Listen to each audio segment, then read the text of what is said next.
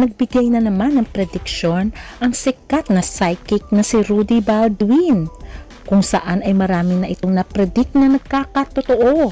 Kaya naman siya tinuring na one of the best psychic dito sa Pilipinas. Sa kanyang latest interview kay Corina Sanchez ay nakakatakot ang kanyang pangitain sa isang celebrity na napakasikat na vlogger daw. Isa rin daw itong artista at talaga naman napakayaman na. Si Ivana Alawi kaya ang kanyang tinutukoy? Ating alamin.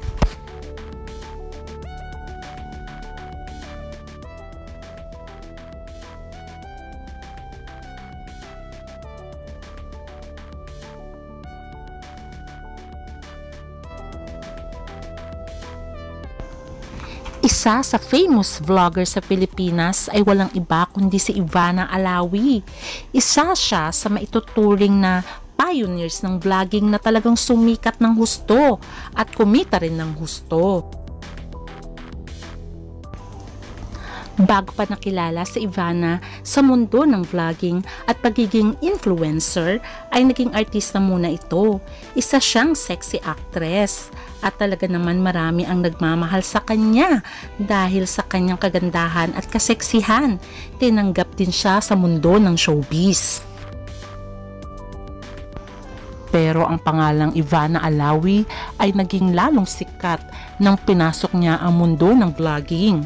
Siya ay isa sa kauna-unahang vlogger na kumita talaga ng husto at milyon-milyon ang followers.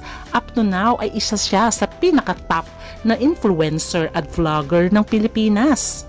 Nagkaroon din si Ivana ng iba't ibang pelikula kung saan ay nakasama pa nga niya si Vice Ganda sa isang pelikula at gumawa rin siya ng TV show sa Batang Quiapo.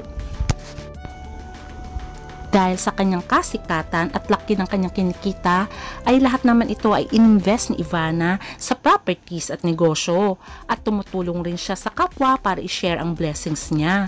Pero ang nakakatakot ay ang prediksyon ng kilalang sikat na psychic ng Pilipinas. Walang iba kundi si Rudy Baldwin.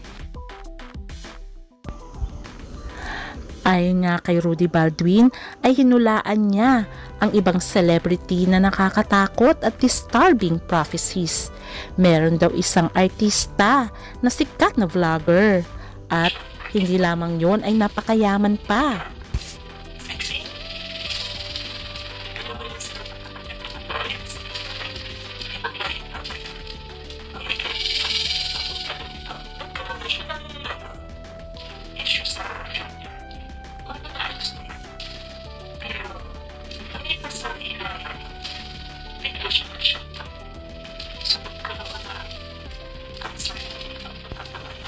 Ano sa tingin nyo, si Ivana Alawi ba ang tinutukoy ni Rudy Baldwin?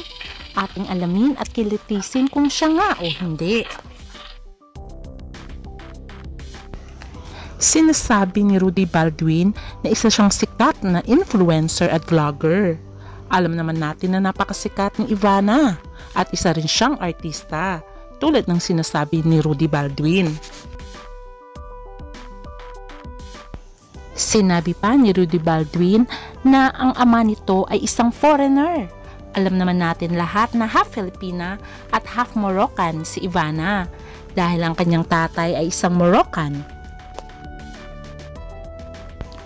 Sinabi niya rin sa kanyang predictions na may kapatid daw itong isang lalaki at dalawa lang silang magkapatid na babae.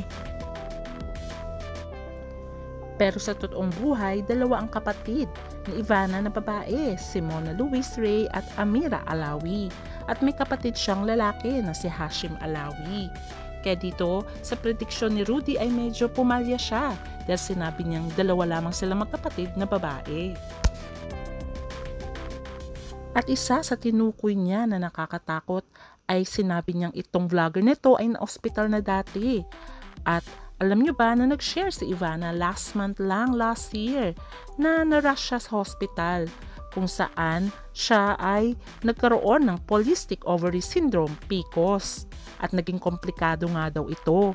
At sabi pa nga ni Ivana, I'm grateful for my second life. Ayon pa sa shinare ni Ivana ay nagpapasalamat siya sa kanyang pamilya at ang kanyang mga fans na nagdasal sa kanya para siya ay gumaling. Kaya naman ang prediksyon ngayon ni Rudy Baldwin tungkol sa vlogger turned actress known for her beauty and charisma ay talagang nakakatakot. At sinasabi niya ng foreigner ang kanyang ama at may 2 sisters and a brother. Kung si Ivana kaya ang tinutukoy nito ay talagang alarming.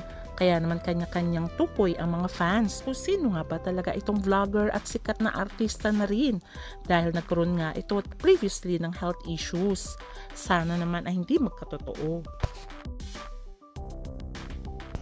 Kaya naman ang mga fans ay kanya-kanyang hula dahil nakakatakot nga naman ang kanyang prediksyon na mauuwi nga daw sa cancer at tuluyang pagkamatay ang babaeng tinutukoy niya na vlogger at artista rin. Sana nga daw ay hindi magkatotoo. Yun naman ang sinasabi ni Rudy Baldwin na ang Diyos lang ang nakakaalam kung ano talaga ang mangyayari sa buhay. Nakakatakot at alarming kung sakaling ang si Ivana ang tinutukoy niya dahil mauuwi nga daw ito sa pagkamatay dahil nga ito ay isang cancer.